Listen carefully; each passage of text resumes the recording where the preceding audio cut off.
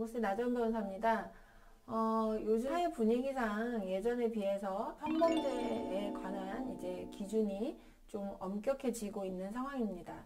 바람직한 면이라고 볼 수도 있죠. 그런데 이제 예전과 같은 이제 기준을 가지고 생각을 하시면 굉장히 경미한 사안이라고 생각하실 수 있는 일로도 중징계를 받는 경우들이 많습니다. 그리고 이것에 대해서 재량권을 일탈남용했다고 법원이 판단해주는 일이 극히 드뭅니다. 예, 오늘은 이와 관련해서 좀 주의를 요하는 부분이 있기 때문에 소개해드리도록 하겠습니다. 이 사안은 이제 교원이 성추행을 한 사안이었습니다. 이제 이 성추행 자체는 사실 이제 잘못된 것이죠.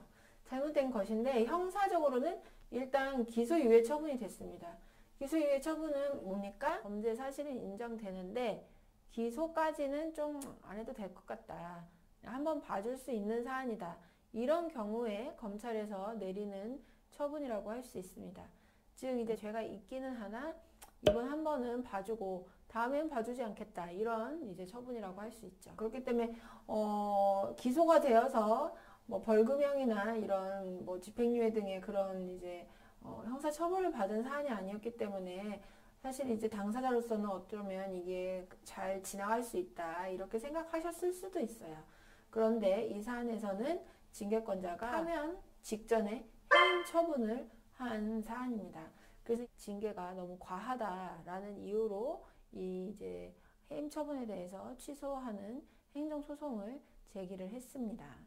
그런데 결과적으로는 어땠습니까? 재량권 일탈남용이 없다라고 법원에서는 판단을 했습니다. 특히 이제 학생들을 가르치는 교사의 경우에 높은 그런 도덕적인 기준을 요구하고 있고 특히 이제 어린 학생들인 경우에는 그런 행위로 인해서 학생들이 받게 될 수치심 또 정신적인 충격 심리적인 충격 이런 것들을 이제 고려를 한다면 사실 엄격하게 징계를 하는 것이 그게 재량권 일탈남용이라고 보기는 어렵다. 법원에서 판단을 한 것입니다.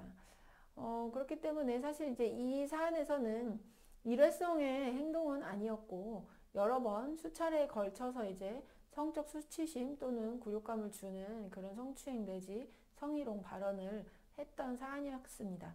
그렇기 때문에 형사적으로는 처벌을 받지 않고 기소유예 처분을 받긴 했지만 징계 사유로서는 미성년자에 대한 성폭력 또는 성희롱에 해당하고 징계 기준에 따르면 미성년자에 대한 성폭력의 경우에는 해임 이상의 처분을 하도록 하고 있고 성희롱의 경우에는 비위의 정도가 약하고 고의가 있는 경우에는 해임에서 정직 처분을 할 수 있도록 이렇게 규정을 하고 있었는데 이 사건은 최소한 비위의 정도가 약하고 고의가 있는 경우에는 해당한다.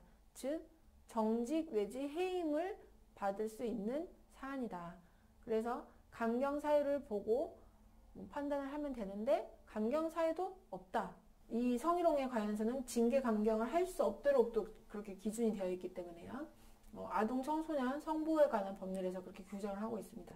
기소유예 처분을 받은 경우라고 하더라도 해임 처분의 징계를 받은 것은 결코 위법하지 않다라고 판단을 한 사안입니다. 사실 이제 뭐 일회성의 그런 행위라면 해임까지 가는 것이 좀 억울하다 이렇게 보실 이제 여지도 있지만 수차례 이런 행위가 이루어졌을 때는 해임을 해도 마땅하다라는 것이 법원의 태도이기 때문에 그런 성범죄에 대한 인식을 조금 달리 하실 필요가 있는 상황이다 라고 말씀드리고 싶습니다. 오늘은 여기까지 소개해 드렸습니다. 감사합니다.